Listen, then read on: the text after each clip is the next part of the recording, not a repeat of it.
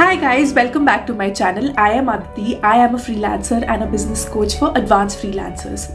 Today we are going to be talking about sales and selling and try and clear some myths and issues that we've had with selling and try to see how selling can help a freelancer. While growing up, you would always have heard either in your family, either amongst your friends and peer group that selling or sales is bad. And that is a sort of mindset that almost all of us have grown up with. Selling is bad. People who come to the doorsteps are trying to be very pushy, very salesy, trying to sell us products that we don't even need. But in today's world and age, in the world of gig economy, in the world of freelancing, in the world of online services that are being provided, selling is not just essential, it is absolutely necessary to continue your business. I am making this video to ensure that we can break over that myth and mindset that selling is bad. Let me start over with my story itself.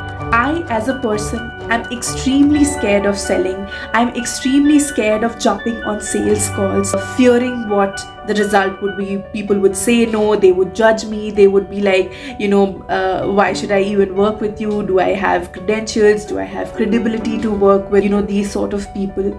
And slowly and steadily, I started to realize that there is scope for my services and there is scope for people to learn about freelancing, about selling, about the products or the services that I have to offer. And I slowly started to work on my mindset. Here is what I did. From being a salesperson or selling, I transformed myself into becoming like a consultant or a consultative selling format. So what happens in this case is I follow a framework called NEAT. It's a framework that has been developed by people sometime back, and I have repurposed that framework for it to work for me, and that is what I use for clients and that is what I use to convert people. So here is how it goes. In NEAT stands for needs.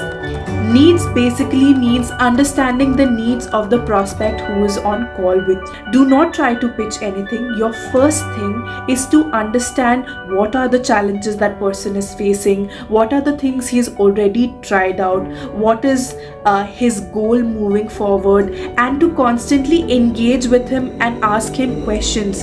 By the end of this session or by the end of this entire duration of the talk that you're having, you should be absolutely clear on what that person's problem is and how you can solve them. That is how you will be able to help and impact a client better. And you're not selling, you are just finding a fit for your services.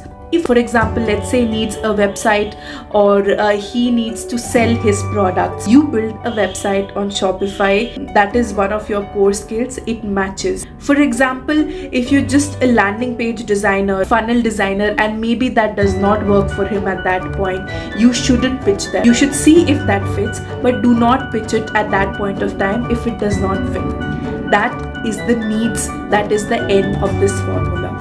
The second is E.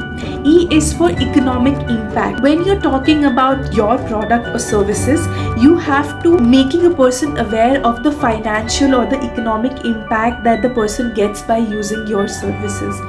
Instead of saying that, hey, I am a social media manager, you can say that, I manage social media for my clients and I help them raise their engagement rates to 2 times. I help them convert clients through their DM strategies, or I simply help in lead generation that can help you close clients much faster. And that is the economic impact. You are either getting leads, you're either generating sales inquiries, or you're helping people close sales.